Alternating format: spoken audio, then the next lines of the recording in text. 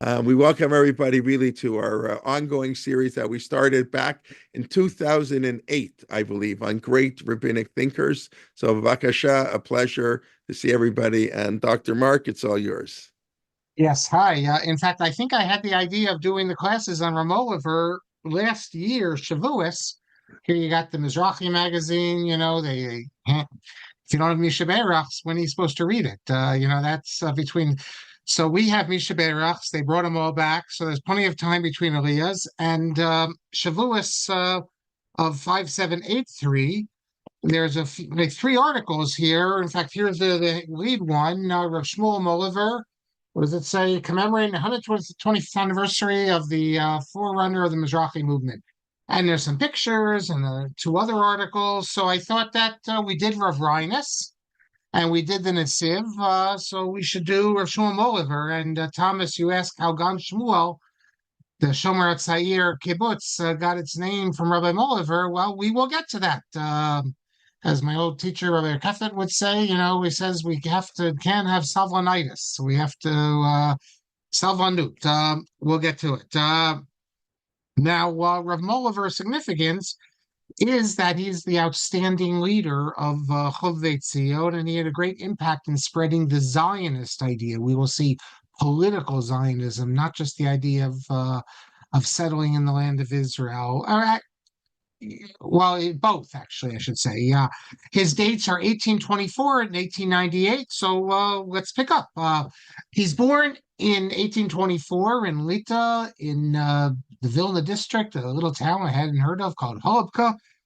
Um, if you just read the traditional biographies, they tell you about his yichus. His father was a scholar. His grandfather was a scholar. Not communal rabbis, but scholars. They say that his father only became a rabbi at the end of his life when he lost all his money, so he had to become a rav. There's actually a legend told about. How do I know anything about Rav Moliver? There's a number of biographies that are written after his death, and the longest one really was written in the 50s. I guess it's the 50s, but he wrote pieces of it earlier by Rabbi Yehuda Maimon, the early Mizrahi leader. Now, the problem with Rabbi Maimon is that he has all these stories. He has like 6 volumes. Every month they have, every month, it says stories put together. He'd come out with them in Sinai, the journal he edited. And they're full of Baba Mises, and they're full of stories that aren't true. So you have to take them all with a grain of salt. He did not know, maybe in his youth he had met Reb Moliver, but it's not like he knew him personally. But okay, so often, as we say, the stories are just as interesting sometimes as the real things. Well, Rav Maimon published the Chuvos. First, they published early on the Chuvos of Rav Moliver, and then there's another edition which has his biography. It's called Shuvot Marash Moliver, and there's like a 70-page biography in there, which again, you have to distinguish the hagiography from the factual stuff. But looking in terms of the hagiography, if you look on page 14, we have a nice story here, which it tells us that when already, hey, look, all these rabbis, these Gedolim were supposed to have stories, hagiographical stories. But when he was a young lad, 6 or 7 years old in Cheder, they're in school and they're learning Parshas Chaye Sarah, right? Right around our season of the year. And well, we're at Vayera. So what? So what's the question? It says the Rebbe asked the question. One of the students, sorry, asked the Rebbe, why does the Torah go into such detail? You'll remember this actually. And when we get to Chayesar, I think you'll remember this. Buying the field from Ephron, like who cares? And it tells him how many shekels he paid to buy it. What's that all about? And as the Melamed, so we're told the story. Obviously, this is a story that was created afterwards. I'm sure it never happened, but okay, it could have happened. So while the Melamed is thinking of an answer, young little Shmuel calls out and says that the Torah is coming to tell us that when we need to redeem, I guess you would say, land in the Holy Land from the non-Jews, we should know also us how to do bargaining. Mekach and because we're going to have to pay, kesef maleh, full payment for every piece of land. Now, it's hard to see that a young 6 or 7 year old Moliver would say that, but that's exactly what he was involved in, that we have to start buying the land, things like that. So it's reading into his past. But okay, very nice. And if you look in Rav Maimon, you have the typical Iluyim stories about him when he was young. And he does marry at age 15. That's not a legend. He does. And he's supported by his father-in-law for a few years. That was the common theme in those days. You'd be supported the guest. You'd be supported by the father-in-law. I, I don't know. I'm really not up on whether in the Haredi world today in America, in Israel, you have the government supporting you. I don't know in America if the fathers-in-law still, I mean, because I know some people learn and it's not the father-in-law, it's the father who supports the son's learning. But I don't know if today in the Haredi world there's this Indian, this concept that it's the father-in-law who should support you. I guess the father-in-law is wealthy, but someone could maybe type in about that. But after being supported by his father-in-law for a few years, he goes to learn in Volozhin. And we're told that while he's there, he supports himself by working. It's said that he refused to take money from the yeshiva.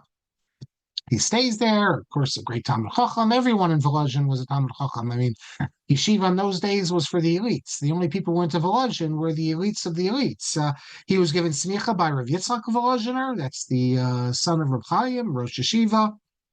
And then he serves as rabbi for 6 years in his hometown. They knew him, I guess. They hired him. In 1854, he becomes Rav in Lita in a place called Shaki. And in 1860, 6 years in Shaki, he becomes Rav in Suvalk, an important town in Lita. Those who went to YU, Yeshiva Shuv Tzolchanan, might recall that Rav David Lifshitz was known as the Suvalker Rav. He was the last Rav of Suvalk, because there was no community after the war, and there was a big Rabbanim served as Rav in Suvalk. In 1868, he becomes Rav in Radom. That's in Poland, actually. So this is a bit of a problem because you have a Lithuanian Talmud Chacham. Now he's in a community where most of the people are Hasidim. So that's always going to be interesting. In fact, Maimon reports another story. Can't vouch for its accuracy, but it says that the Hasidim loved him so much so they started treating him like Hasidic Rebbe. They even wanted to take Shirayim. For those who don't know, and I've seen this one time, I saw the Shirayim because I was at a tish. And when I say I saw the Shirayim, I saw the people grabbing for Shirayim. There's always Shirayim given out, but I saw some guy jump on a table and grab it. For those who don't know, the Hasidim, not all Hasidim, but many of the Hasidim have this concept of Shirayim. That is, when the Rebbe tastes the food, from, let's say you have a challah or a fish, and he takes a little bit of it and puts it down, then the fish is holy. His holiness has gone into the fish, and you want to grab it. Now, it gets a little disgusting for us non-Hasidim because the Rebbes only eat with their hands. That's the tradition. So they'll eat the fish or the chicken. They won't use forks. Maybe there's some modern Hasidim who do, but in the traditional Hasidic world, they don't use silverware. And they take a bite or two, and then they could give it to the Hasidic leaders, Hasidic followers, who they're, I guess, the favored Hasidic followers. But I, with my own eyes, saw it was the Bubba Tish, as I recall, where someone just jumps up and grabs it after the Rebbe put it down. But again, well, I'll hear from the different Hasidim who listen how it works in their courts. But sometimes they throw it, or they pass. I've seen it with the tray. They pass it out. They send it down, and I've been to a few different tishes of Rebbe. So if you ever go to Borough Park,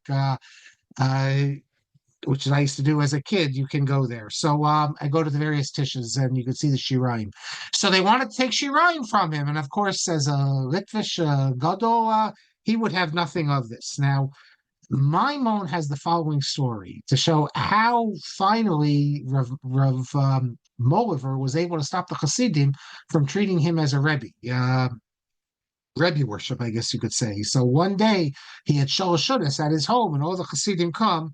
And what does he do? He invites his wife to sit next to him at the head of the table while he reads Shalashudis. And Maimon tells us that was enough for the Hasidim. They no longer held of him, and some even turned into his enemies because to have the Rebbitzin sit there while you're speaking Torah, that was something they couldn't handle. Now, what's interesting is that Rav Moliver did not need the Rabbonis for his parnasa. He had property that was used for agriculture. I don't know if he inherited it or it came with his wife. I have to look into that. And so he actually had property they made money on the agriculture, and perhaps it's speculated, Yosef Salmon, a scholar in Israel, he has this book, um, Im Ta'iru, was it Im Ta'iru, Im Ta'oru? It's the subtitle is Orthodoxy, and I guess you would say in the throes of nationalism. That's how I guess I would translate the title. Oh, in the grip of nationalism, there's an English title page. So he has chapters on basically religious Zionism, the conflicts between the Orthodox and the supporters of Zionism and the opponents of Zionism.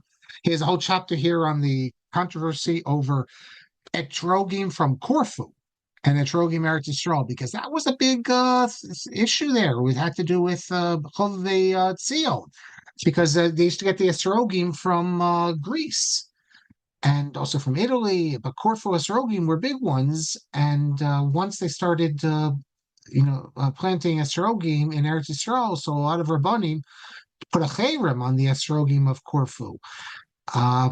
Now, that raises all sorts of interesting questions because, if the esrog of Corfu is kosher, can the rabbis really just declare it, put a cherem on it and say you can't buy it because we want to support the settlers? Well, they did, and not all the rabbis went along with it. Some rabbis said this is our minhag to use Corfu, and Chabad get it from Calabria in Italy, and but the whole issue of the Corfu Esrogim were important because they were pushed out because the rabbis wanted us to buy Eretz Yisrael. In fact, today, other than Chabadnikim, who still get that Calabria esrog, I haven't seen any esrogim from anywhere else. There used to be a guy in Dallas, Texas, where he had esrogim. It was called Zadie's Esrog Farm. I once bought an esrog from him because my attitude was, just because he's not in Eretz Yisrael, I shouldn't give him business. He needs business also, but I haven't seen any esrogim anywhere other than Israel, except for Moroccan esrogim. Although I don't see them in my communities, but the Satmar and others, you still can get them Moroccan esrogim.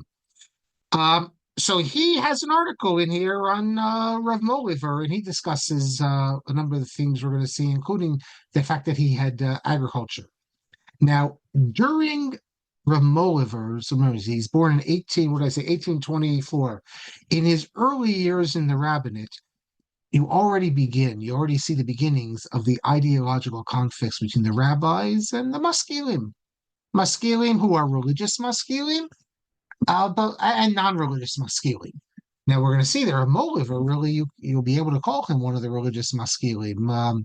Not in, I shouldn't say he's not a maskil, but an advocate of religious haskalah. Because to be a maskil, you need to know all these different areas. He doesn't know that, but he actually believes that people should know that. And Rav Moliver joins the disputes.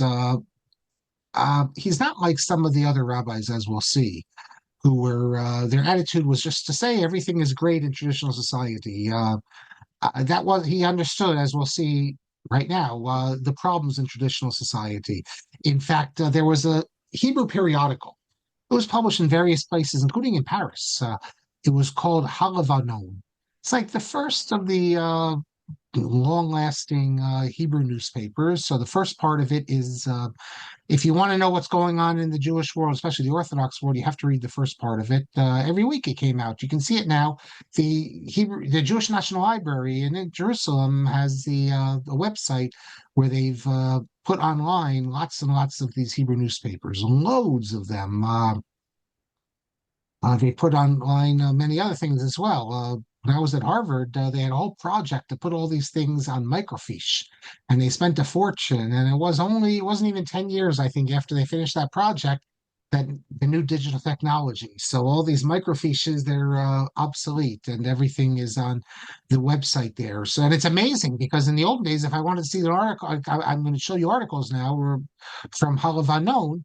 I would have had to go to let's say the seminary or a New York Public Library. YU doesn't have it, and order the old issue. It takes an entire day, and maybe they won't even have the issue you need. So now you got everything, and so. Moliver publishes is a fairly young rabbi. He's publishing articles in Halavanon. By the way, the second part of each issue, you have Halavanon, and in the second part of each issue, you have something called Kavod Halavanon, which is scholarship. And the Gedolei Yisrael are writing not really about Gemara or Halacha, but about interesting issues, biblical interpretation, unusual things, not typical articles mostly. So he has an article, and this is all the people who wrote about Moliver know this. They refer to these articles. He has an article in which he says, for instance, that with the help of the government, we should establish a school that includes secular studies. So whereas many of the other rabbis were fighting against this, Moliver is saying, and not only is he saying it, he went to a meeting in St. Petersburg of the Maskilim, and he said that Emuna and Haskalah are both what he called benot Elokim, that they're both valuable. And there's nothing wrong with Haskalah. What's wrong with Haskalah is going to be irreligious Haskalah, but that Jews should be learned and wise well, I'll read you what he says right now.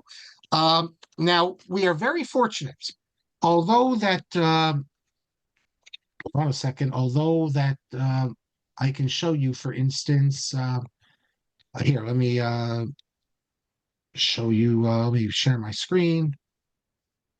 So it's easy. Here you see, it's very easy. You can pull up Halavanon, and then you can enlarge it. You can, there's a PDF on the side. You can click on it, and it turns it into it'll pull up the issue you want, and I'll show you how this works. And it takes in 1 minute you can see something that would take a whole day. So you can pull it up. Well, notice what it says.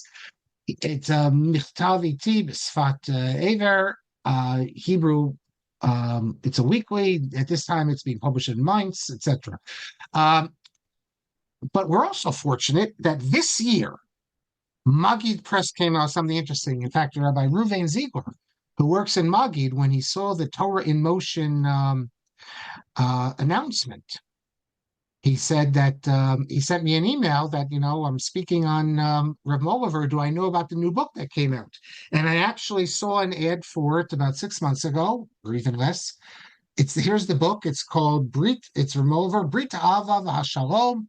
What it is, it's Ketavim al Tzionut Chinuch Machshava Ma'asa. Basically, it's all the writings of Rav Moliver that they know about. They gathered in one volume here, dealing with Zionism, education, hashkafa, and actions. It has footnotes, and it is a big introduction here, which deals with his mostly his involvement with Chovdei Tzion. So all the important articles that I'm interested in, at least, are reprinted in this volume. So let me tell you what he says when he went to the leaders of Haskalah, Russian Haskalah in St. Petersburg, and he says to them that he says, we are in an amazing time here because we have the ability. The first time he says, I've seen it, the ability, he says something which I've hoped for years, La'ached et dorshei hachachma im tofsei haTorah, to unify dorshei hachachma, the people who the maskilin, the ones who are looking into chachma. Chachma refers to everything other than traditional Torah learning. It refers to secular. Here it refers to secular studies. Sometimes it refers to things like Jewish philosophy. But he says when he says chachma and Torah, I think he means secular wisdom, and he says this will enable us to improve the situation of the Jewish people. Remember how the Jews lived in Tsarist Russia. I mean, there was enormous poverty, no chance of economic advancement, and these Jews would look at how Jews lived in Germany, where they lived, in a much, even though they were not involved in what we would call academic careers. You did have some doctors, but they lived a much more enlightened life. And well, the government was much more enlightened then. So he's talking about how the answer, how we can, improve ourselves is education. And he gives examples here. So when you think about this, is Moliver, who's going to be one of the Gedolei Yisrael, he's someone who really is following the German Orthodox path. He says that we should make Talmud Torahs and yeshivos um, obviously have to be under the authority of the rabbis. However, they should also be recognized by the government. How do you recognize by the government? You have to learn Russian, the Yodiot and the Chutzot, and necessary knowledge. In other words, the idea that you're living in Russia and you don't speak the language, we will see for a Moliver, that is a Chil Hashem. That is not the Jewish way, but that's how Jews lived. They didn't speak the language. So there's no way you can advance yourself. You can't advance yourself economically. You can't be part of society. You're living basically a ghetto lifestyle, and which is not, and especially in an era when you can see that things are going to be changing. If the Jews are going to remain ignorant of the vernacular, it's a problem. He says that smicha, he wants to unify. This article originally appears in Halavanon, that we can't have a situation, he says, where any rabbi is giving smicha. No, we need to have an organized system, I guess in Russia, where you have smicha from Rabbanim, Gedolim, and the mashgichim of the yeshivas, and that there be tests. There was a problem. People would show up and they pull out a document that some rabbi gave them smicha. Who knows what type of smicha this is? I mean, we have the same issue today, I guess. Then he says, we need third proposal. We have to create vocational schools, schools where they teach them malacha for those young men who have the talent and desire to do this. And in these schools, these schools will be under the authority, the hashgacha of the rabbis, and you'll teach them Russian. So, in other words, the schools where you could teach them a vocation and teach them some Torah, and it's recognized by the government. This appears so obvious to us, but you didn't have anything like this in Russia. Nothing.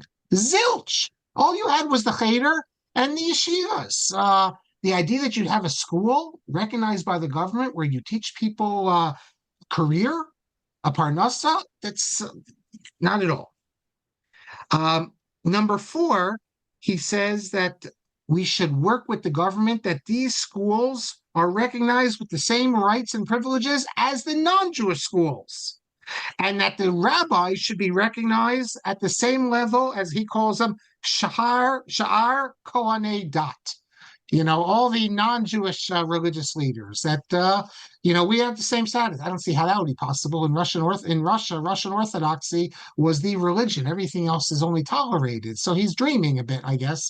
But, and his 5th thing is, and this, today you get put in cherem for saying this, but he wasn't put in cherem.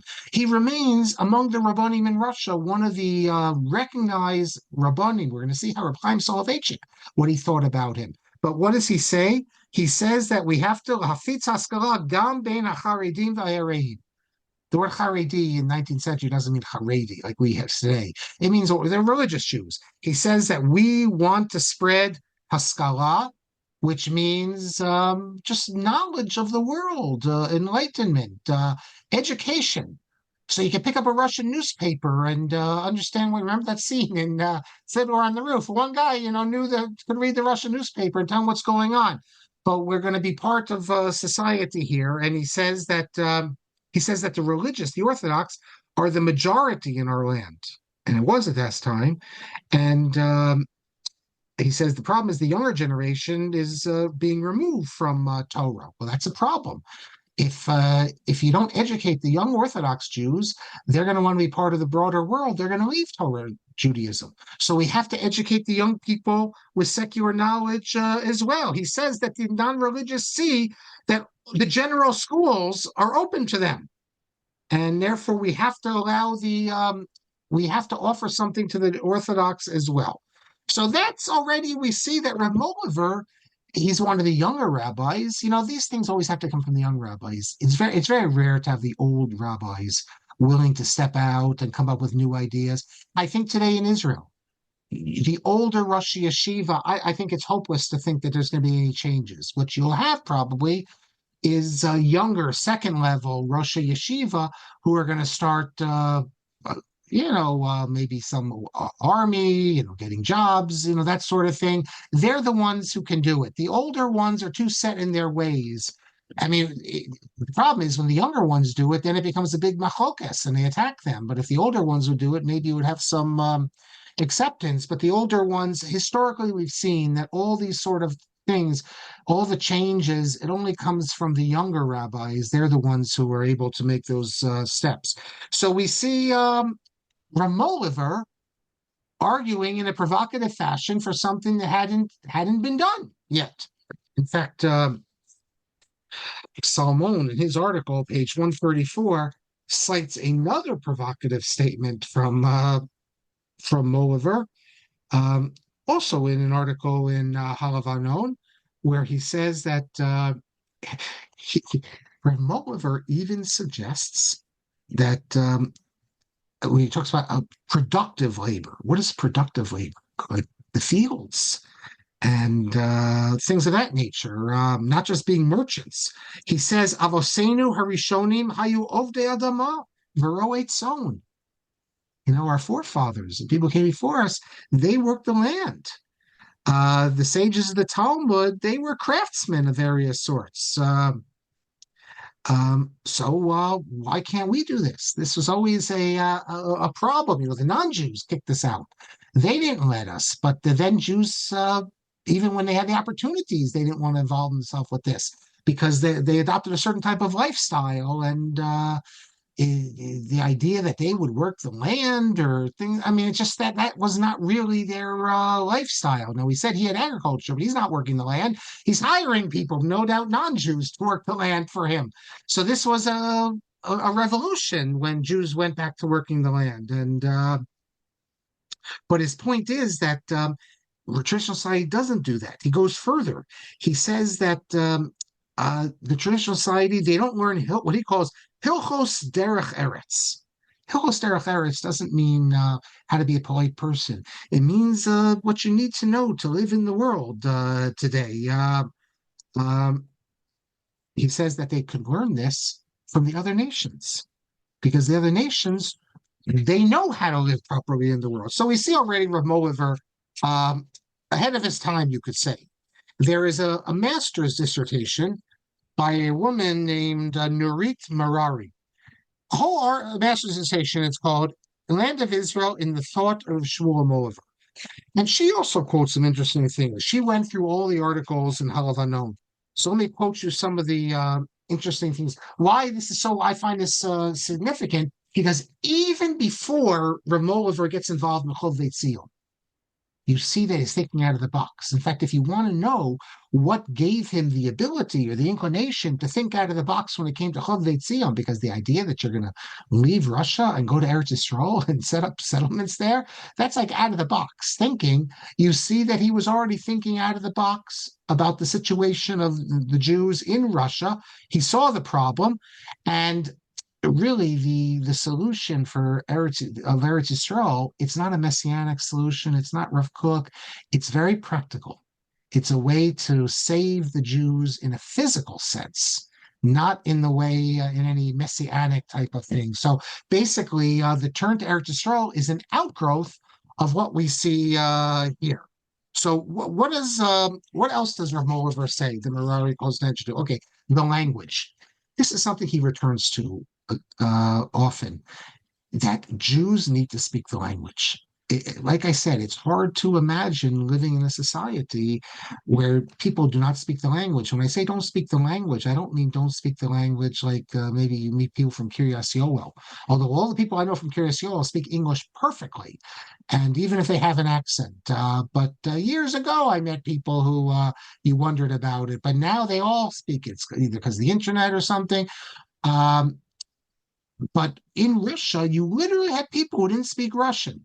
Now, maybe they could buy a loaf of bread, but they could not read it. They could not carry on a conversation with any value of any sophistication. I was told by the son of Shlomo David Kahana. Shlomo David Kahana was one of the big rabbanim in Warsaw. He escapes the Holocaust because his son, Yitzchak Kahana, I think his name is Yitzchak, he was a minister in one of the government in Israel, in various governments of Israel, a leading Mizrahi figure. His father becomes Rav of the old city and he dies, I think, 51. But I heard from his son, Yitzhak Kahana. Yitzhak Kahana, by the way, who was he might have been minister of religion once. You have to check it. Very involved in a lot, or he was on Kala. You can look him up on Wikipedia. He told me incidentally that Rav Hutner very much wanted to be chief rabbi of the state of Israel, which is not recorded in any of the biographies. But he told me that when he was in Poland, there were Jews who used to hang out outside the courthouse or government buildings, and they'd make their living because Jews would have to come. They had things in the government buildings, but they didn't speak Polish. So these Jews who knew Polish, they would be hired to be the intermediary. So Moliver insists that Jews need to know the language of the land they're living in, not just Baal Peh, but also writing. And this isn't just a matter of Chil Hashem or anything like that, but this is going to lead to a better life for the Jews and a better relationship with their non-Jewish neighbors. Remember, Jews lived among non-Jews, and you need to be able to speak the language properly. And furthermore, what does he say? He says that, what else can I tell you? He says, he says that many of the rabbis, the Jews, their attitude is that, we sit here in Russia and we wait for the Messiah. And that's it. And Moliver says that that's not the approach. He says that we need to find ways to improve our situation. And one of them is not only the languages, but other yidiot, other knowledge, which is necessary lefi hazman v'hamakom, which is necessary for the era that the time we're living in. What else does Moliver say in some of these articles? He deals with the relationship of Jews and non-Jews. I don't need to tell you that the relationship of Jews and non-Jews in Russia was not always so good. That doesn't mean it was always so bad. I mean, yes, there are pogroms, but by the way, those who haven't seen the news, Amsterdam, it's happening again today. Things were going on today as well. But yes, there were pogroms, and you had a lot of anti-Semitism, but you also had Jews and non-Jews who got along. That's always been the situation. And what Mohilever says is that the non-Jews have negative feelings about the Jews because they feel the Jews live apart from them and they're not, they're not part of society. Obviously, the fact that they don't speak the language is one thing, but more, the non-Jews said that they tried to get out of the draft. There's a draft, and they try to get out of it, which is true, I have to say. And after the Cantonist, so there was still, you still could be drafted, and Jews would get out of it. Jews would pay money to it because you couldn't remain a religious Jew in the army. He says that non-Jews also see that Jews oppose, they don't listen to the rules of the government. I'm sure there were non-Jews who didn't listen to the rules of the government, but also Jews didn't listen to the rules of the government. So what does Moliver say? That his point is that, yes, there are individual Jews who do this, but the non-Jews use this and turn it into an attack on Jews as a whole. Now, I have to say that when it comes to breaking the law, that would have been true. The non-Jews, that's what Chil Hashem is, that you break the law, and then it's a Chil Hashem because everyone takes it out on Jews as a whole. But I think in these articles in Halav Known, you have to assume, at least in some areas, that there's an eye to the non-Jewish, maybe the censors, because although these were not published in Russia, they were then shipped into Russia. So the censor would read them. And if they didn't like things in them, they would cut it out. Because, for Moliver to imply that not all Jews are trying to get out of the draft, that this is only some of them. And you should look, let's be realistic here. Everyone was trying to get out of the draft, and it's no secret. And he calls it like a false accusation, but it certainly was not a false accusation.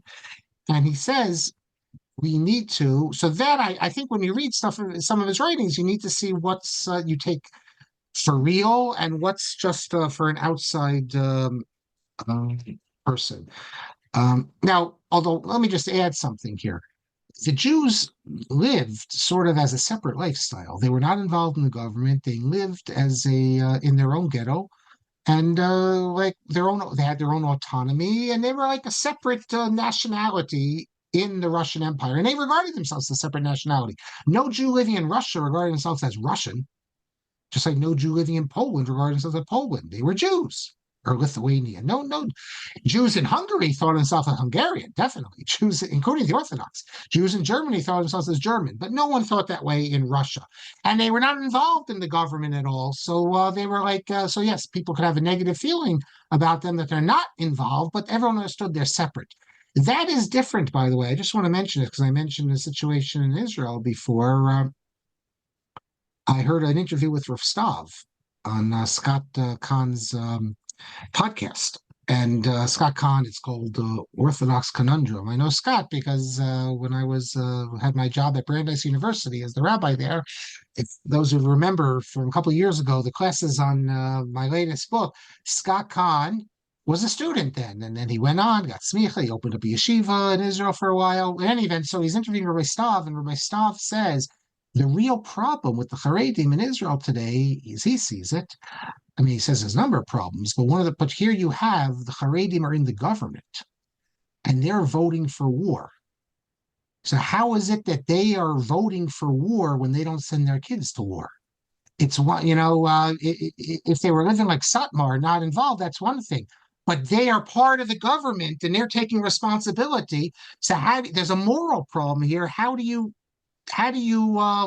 take responsibility for going to war when your children don't have to pay the price? So, in fact, I heard the following from someone. I don't need to mention his name, but anyone who's in Boston and goes to the Boston Rebbe, you know who I'm talking about because there's only Boston Rebbe. There's only a few people there who'd be called Hasidim. And there was only one guy when I was there who wore a strimal. So anyone from Boston know who I'm referring to. And he told me the following story. He doesn't come from a Hasidic background, but um, he told me that in the 60s, he went, or early 70s, he went to the Agudas, it must have been in the early 70s. He went to the Agudas Yisrael convention one year. He went to the Aguda convention. Uh, he, he told me two interesting things about the Aguda convention he went to. He said that one of the things that was said there, this is from a later convention, and I won't say which Rosh Yeshiva because maybe it'll be Lashon Hara, but it's a good story. He says that they had like an Ask the Rosh Yeshiva night or something, and a couple of the Rosh Yeshiva. And one of the people in the audience stands up and introduces himself. And Rebbe, you remember me? Yes, of course. And Rosh, I remember you. He says, when we were in yeshiva, you told us, that we should go into chinuch and teach Torah, and we'll live a life of dachkus, of difficulty. But this we're doing God's word and all that. And the Rosh Yeshiva is yes, yes, yes. And then the man says, "Well, then Rebbe, how come you're now telling your Talmidim not to marry my daughters?"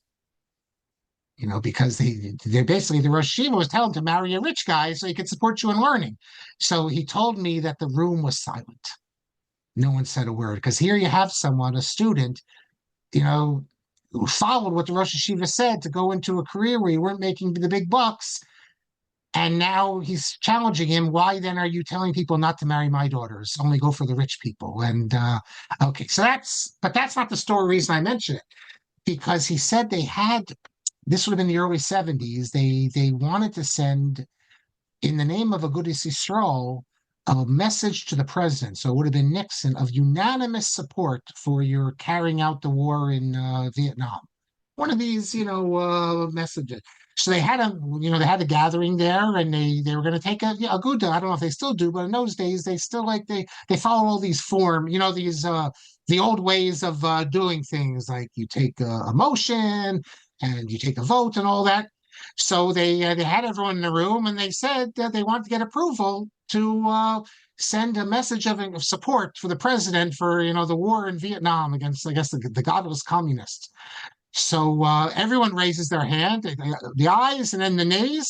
And he said, "This is what he told me. He's the only person he raises his hand. No." And they said, "Well, what? You don't support it?" He says, "It's not a question of whether I support it or not." He said, "But none of your sons are in the army. None of them are fighting. So how is it that you should have a say and want to, tell Nixon to continue the war when you're not paying the price for it?" And he told me with a lot of pride that as a result of that, the message that they sent to Nixon couldn't say that a good gathering unanimously sends its whatever support. It had to say with strong support or overwhelming support or something like that. He said because he was the only person that refused to go along with this. And look, he has a point. Uh, this is an issue that comes up in these towns that become majority Orthodox because the people then they control the school boards, and yet their own kids though don't go to the public schools. So the question is there a conflict of interest there because you can cut the budgets because your kids are not in the school? So let's leave that aside. So what does Rav Moliver say? He says that we need to educate Russian Jews um, to have love and of our king under who we live. And this is, he says, Al pi chukei Torah, um, because the king is trying to make the country a good king, and we have to follow their laws and be loyal citizens and love the nation. Okay, that's what they say. Um, he goes on and says that we cannot engage in illegal behavior. If he says that he says you'll find in the Talmud many passages that tell us that we have to love le'ahov es kol adam, to love every man, u'idrosh tovaso, and to look out for his well-being, u'hashiv avedaso, and to return his lost objects, and to not deceive him without any distinction, b'li hevdel dat ve'emunah. Now, it's true that you have people that say that, but you have people who say otherwise, because the simple Talmudic explanation of the Talmud doesn't say this at all. It doesn't say that you need to return the lost objects, and it doesn't say you have to love everyone. You love Jews. However, there is a whole you love Jews. That's the mitzvah, not non-Jews. But there's a tradition. There's also writers in the tradition, Sfarim, that expand this. In terms of returning lost objects, things like that, they say it doesn't apply. When the Talmud speaks about there's no need to return these lost objects unless you make a Kiddush Hashem, it only applies to the wicked pagans of old. It doesn't apply to the civilized people we live in. And not when the law is that you have to return lost objects, that sort of thing. And second of all, loving all people. You have to have passages that say this. Rav Kook says numerous, but forget Rav Kook, Rav Chaim Vital says that you have to love everyone. So what does that mean? Love everyone. I mean, halacha seems to be, how can you love everyone? V'ahavta l'reacha kamocha, you reacha. It's hard enough to love that. You're going to say you love everyone? It's not realistic. In fact, I like to explain, the non-Jews like to criticize us because their understanding is the golden rule: do unto others what you want to yourself. And we have it in a negative way, that don't do to others what you don't want done to yourself. But the truth is that the golden rule is completely unrealistic.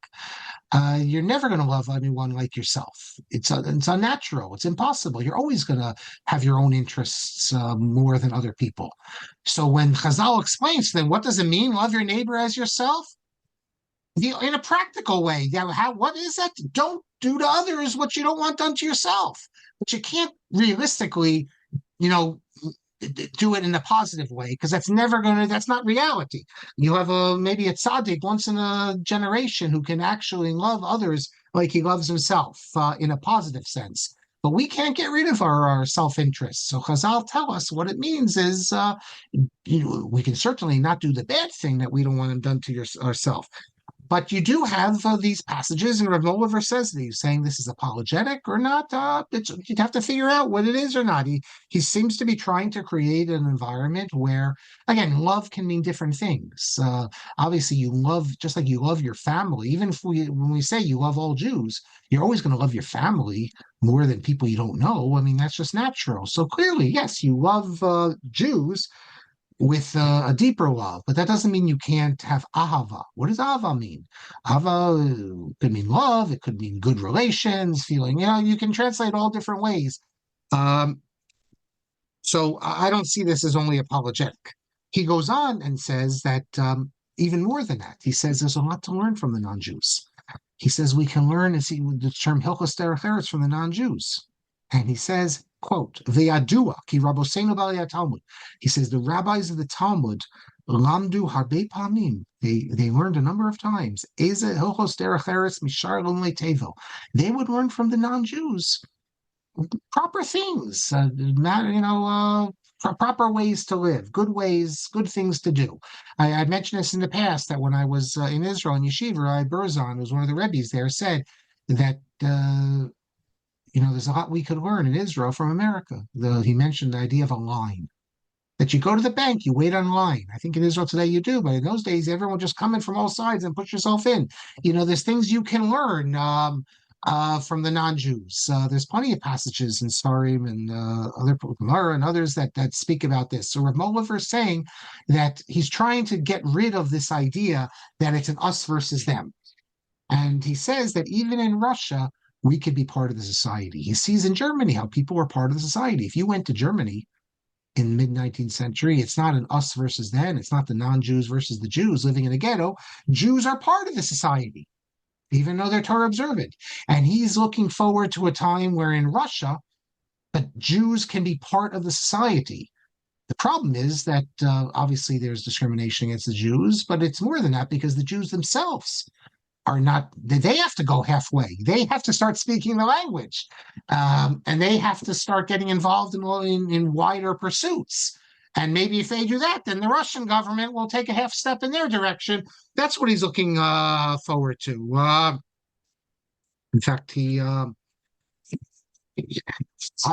pulled up one of his articles, just an article I saw referenced, but I wanted to see the whole article from Halav and I found something really interesting in it. This is from February 25th, 1874, in which he speaks about how we do not believe in religious coercion. He says that, Ein zechus, or I'll say it in Sephardic, Ein zechut of koach ba'olam. There's no one has the right or the strength to force anyone from any religion to give up their religion and adopt your own religion. And he says this is obviously not going to be practical. It's going to create disputes, but he says no one has the right to do that. And then he says something interesting in the footnote. Fascinating. He points to this Gemara. Look, you can see this as an apologetic thing. I was saying that, no one has the right to tell anyone else what other religion to adopt. But knowing that in the Messianic era, maybe the Jews can force everyone to give up their idolatry, all that sort of thing. But he cites a Gemara. This Gemara in the footnote, not in the article itself. Hold on, let me, let's see. It's in Avodah Zarah, Daf Beis. I thought I pulled. Here it is. What does the Gemara say? The Gemara says as follows. Where is it? Here. Okay. It's Beis Ama Beis. The Gemara asks, where do we know that the non-Jews did not fulfill the Shav Mitzvah B'nai Noach? And they cite a pasuk. Rav Yosef teaches, he stands and shakes, in explanation of the verse in Chavakuk, he stands and shakes the earth, he sees and makes a nation tremble, Vayater. So then they say, what did God see?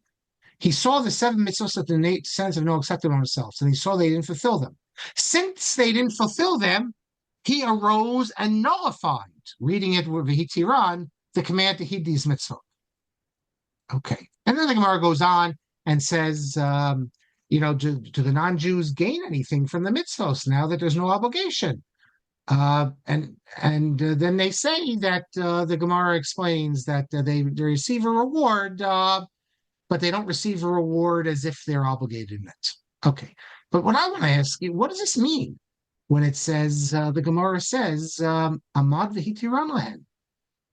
I'm reading you the English translation here. God nullified for them the command to heed the Shem mitzvahs b'nei Noach. So first of all, this is an amazing passage, which, if you look in all the sources, or most of the sources, this is just ignored those words, and the assumption is we don't accept it. You look in the Rambam, Mishnah Torah, it'll have the 7 mitzvahs b'nei Noach. Everyone knows, you're taught in school, right? Non-Jews are obligated in 7 mitzvahs b'nei Noach. No, and what about this Gemara that says they're no longer obligated in it? And then it asks the whole question, and if they're not obligated, that means they don't get any reward for doing anything. People don't talk about it. Don't. I wonder, by the way, I think maybe it's not referring to natural law, like killing or stealing. Maybe it's only referring to idolatry, other things. But be that as it may, before I get to Moliver, this is a very interesting text. And there are passages in my review of Jonathan Sachs's book a number of years ago. I call attention to the fact that you have sources, including the Abarbanel, and as I recall, the Akeas Yitzhak, who state that non-Jews are not obligated Shem Mitzvahs B'nei Noach. They take this Gemara, and that explains that for them, non-Jews can worship idolatry. This is not in line with the halakha, as recorded by the Rambam, and not in line with the overwhelming majority approach. But that's how they understand. There's a pasuk. The pasuk says that they look to the sky, and God gave them these stars, which people interpreted that non-Jews are allowed to. So you have this view. And I quote some other sources that assume that non-Jews are not obligated, let's say, in Avodah Zarah anymore. So non-Jews can kill or steal. They don't say that. So I think the assumption is that those would be forbidden, not because of Shem Mitzvahs B'nei Noach, but I think for natural law sort of reasons, perhaps. I'm not sure, because it makes no sense to say that for a Barbanel to say that non-Jews can kill and get away with it. That doesn't make sense. And he specifically refers to Avodah Zarah. But what does Moliver, though, picks up on this? And he says that after saying that no one can force someone else to abandon their religion, he says perhaps this is what Rav Yosef is getting at here when Rav Yosef says that Kadosh Baruch Hu hitir lahem l'shem mitzvos b'nei Noach.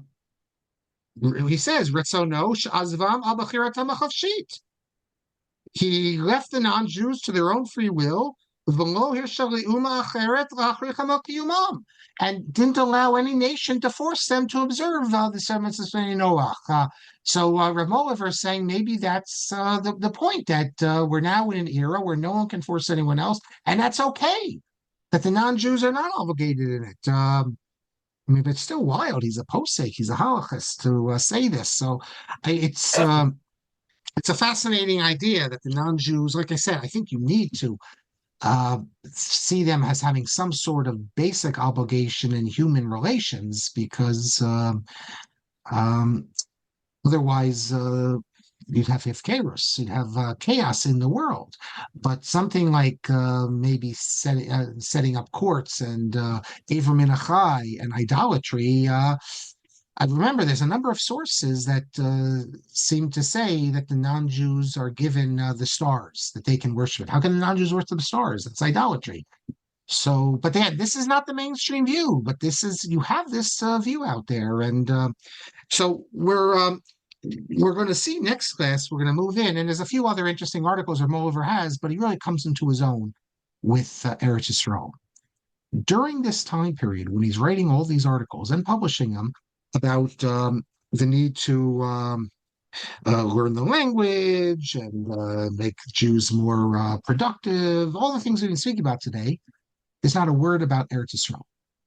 And if all you had were his published writings, you would conclude, as I'm sure many did, that only later, 2 decades later, does he then, or a decade and a half, I should say, later, no, not even less than that, a decade later, does he then come to see Eretz Yisrael as the solution to the problems? And we're going to see how he sees it and why he sees it.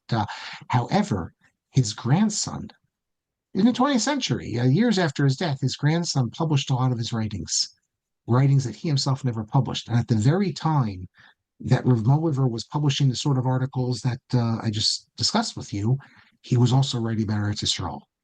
Why he didn't publish it? Maybe he thought it would sound too crazy to people, or maybe it didn't make any sense. But we'll see after the pogrom, 1881, and the situation is even more dire economically. Then Rav Moliver, we're going to see, start speaking about Eretz Yisrael, and he accomplishes a great deal, as we'll see. He didn't accomplish so much in these other ideas he had, but he accomplished a great deal with Eretz Yisrael. But it's not something that came out of the blue.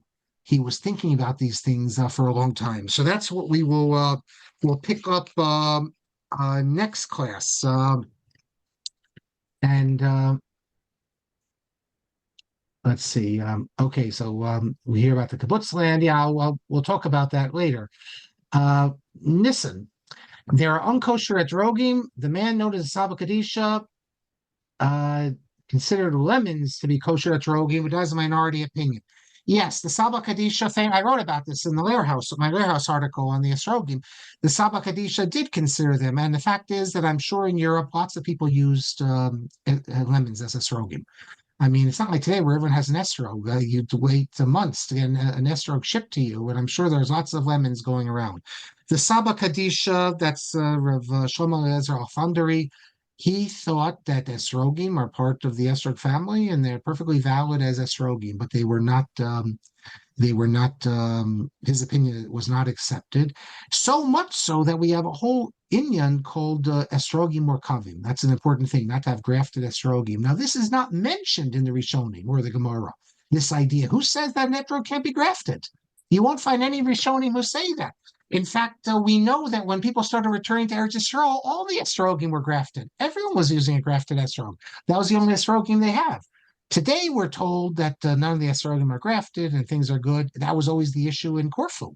Were the estrogim grafted or not? But this is something, this is not this comes in a few hundred years ago, but this is not something the Rishonim were concerned about grafted. But obviously, if lemons are a problem, if they're not estrogim, then you can see why they would graft the lemon, because the lemon tree is stronger than an estrog tree, that would create an issue, not for the Saba Kadisha. The Saba Kadisha is the one, if you know the story, maybe we'll do classes on the Munkacher. Chaim Shapiro. Chaim Shapiro goes to Eretz Yisrael to meet the Saba Kadisha. He sees him as this messianic figure. We don't know how old Rav Afandri was when he died. I mean, some people talk about him as being like 110, 120, probably was closer to 100 years old. There's even a Bubmeister that he made his way to Pressburg and met the Chazon and met the Chasam Sofer when he was a kid. I mean, crazy stuff about him. iPad from Toronto. Do you know what the origin of the name Mohilever is? Is it Mohel? I guess so. I don't know. Could be. I don't know. Let's see. Moshe says, perhaps he was influenced by Israeli Itzela on this matter. Yeah, Max Lilienthal reported that Itzela had sympathies to a scholar too. Excellent point, Moshe Schwartz. So that I've been mentioning Moshe from Lakewood. So there's two Moshe from Lakewoods, but that's one of the Moshe from Lakewood. So you know. Yes, if you Max Reb Itzela was willing to go along with certain modernization efforts, let's put it that way, by the Russian government, because they saw these as necessary, as valuable.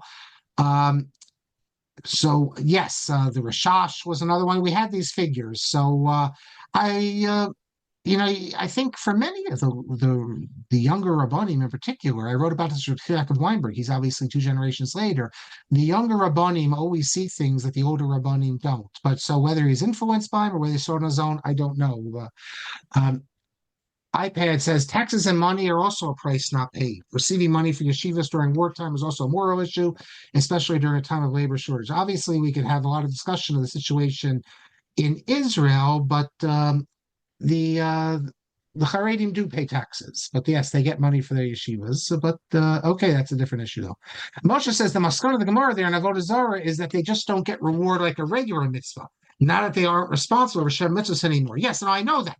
But the thing is, if you look in the Abarbanel, and not just the Abarbanel, there's an interpretation that sees that as the first statement that they freed him as separate from the later Gemara, as offering another perspective that is two competing understandings. That's the only way to understand the Abarbanel, the Akeres Yitzhak. I even quoted, who did I quote? One of the Chazan, the Chikrei Lev, as I recalled. He's one of the poskim muvhakim in the Sephardic world, is also saying that. Was it him or someone else? Look in the article. So you have these people who, against all convention, have assumed that non-Jews are not obligated in Shem Mitzvahs B'nai Noach. And again, what does that mean, not obligated in Shem Mitzvahs B'nai Noach? Which mitzvos? Someone asked me where they can find the Moliver family tree. Good question. Well, we know whose descendants are, some of them, but I don't know about the tree. I'll see if I can find it. And Rabbi Shudnow says that this is a fundamental subject of Eliyahu ben Amozid. Rabbi Professor Chacham Jose Faur emphasizes. I should say to you, since Rabbi Shudnow, you're a student of Faur, they just came out with a volume, 1,500 pages of his, both a volume previously that was published, the Horizontal Society, and 2 unpublished books. And but you say Professor Chacham Jose Faur. Out of all the names that Jose Faur was known by, Rabbi, Professor, and Chacham, he testified that the name he liked most was Chacham. And where did I just see this? I just saw this, that yes, Yamin Levy. Yamin, I got a whole bunch of books recently, my university library. One of them is I sent to Rabbi Kelman, Rabbi Dr. Moshe Sokolow, who does classes on Torah and Motion, because he came out with a new book on Tanakh, and in the preface, he says that a lot of these classes, that a lot of his stuff he's writing about were 35 years of classes at Lincoln Square, and now at Torah and Motion. So he's been teaching for many years. Very interesting book on Pshat. But Yamin Levy, he's a rabbi in the Persian community. He came out with 2 books on Sephardic sages, one on the Rambam and one on Sephardic sages. And he had a really close relationship with Rabbi Faur. And he mentions once he went to Bar Ilan, and he was asking, where is Chacham Faur? And the secretary or someone didn't know who this Chacham Faur is. So someone walking by said, "Oh, you mean Professor Faur?" And he told Faur the story, and Faur said he prefers Chacham Faur.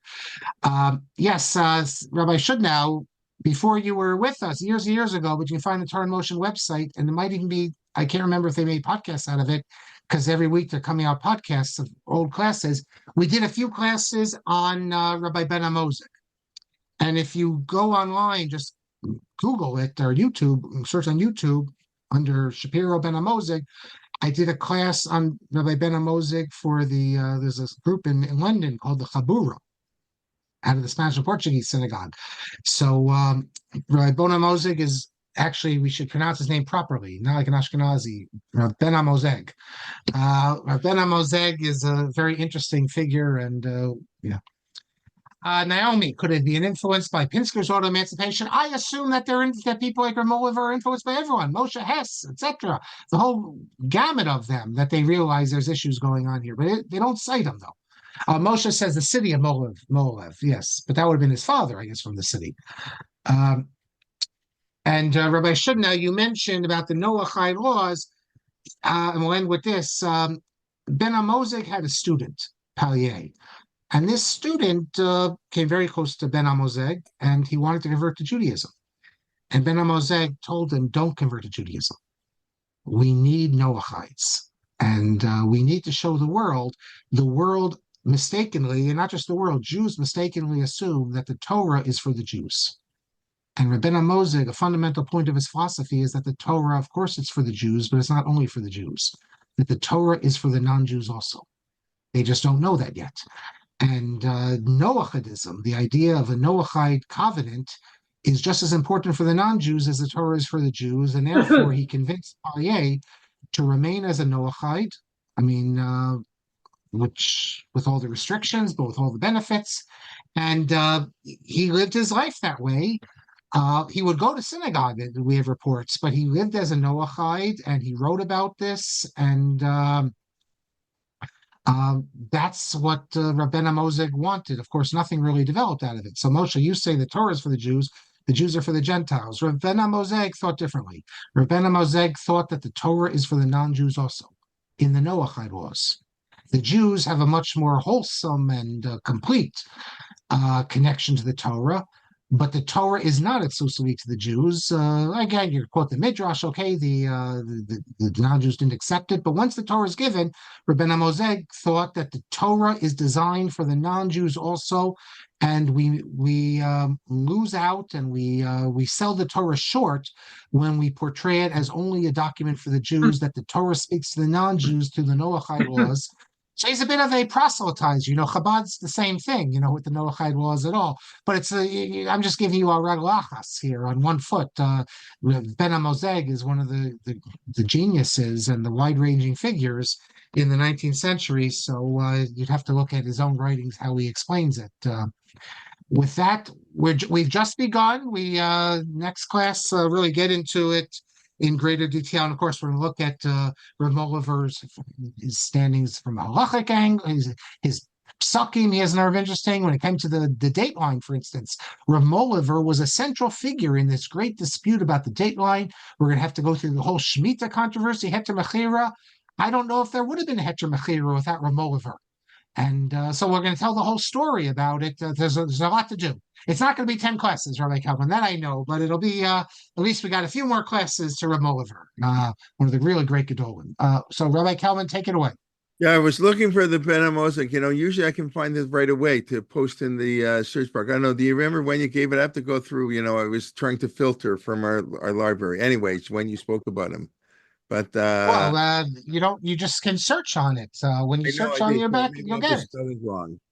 It was spelling. No, I just pulled it up, and I'll give the link right now.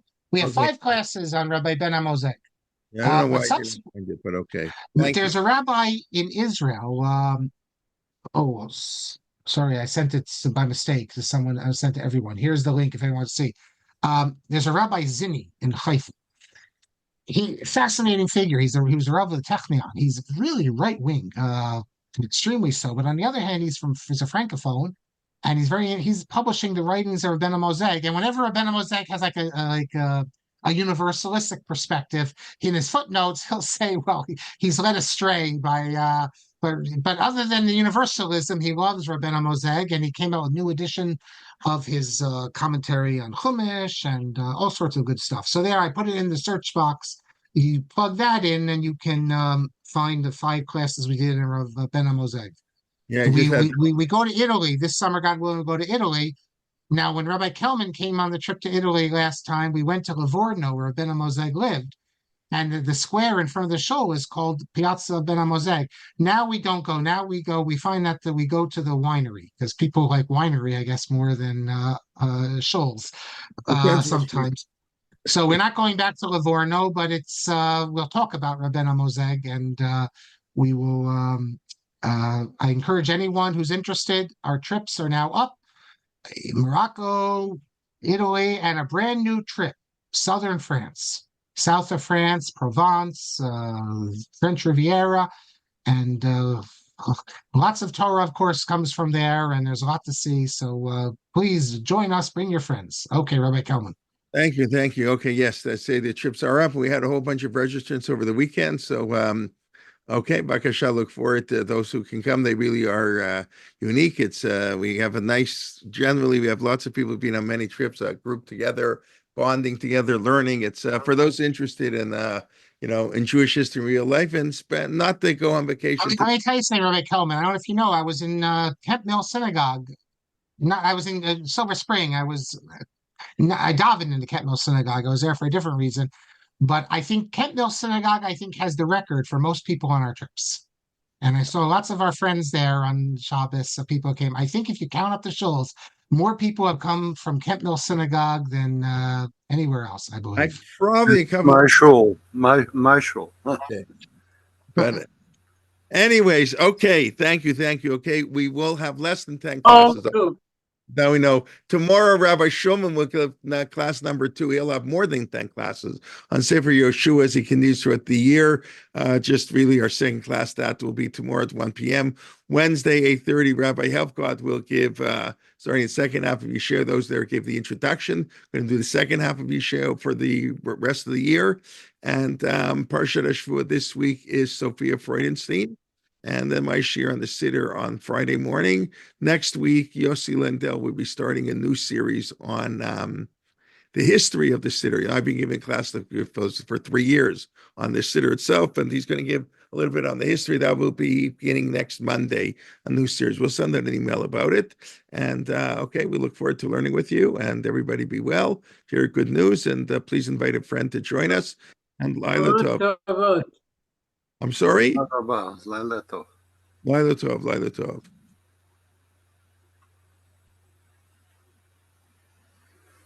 לילה טוב, תודה רבה. Okay, Vakasha. All right, thank you, everybody. Be well.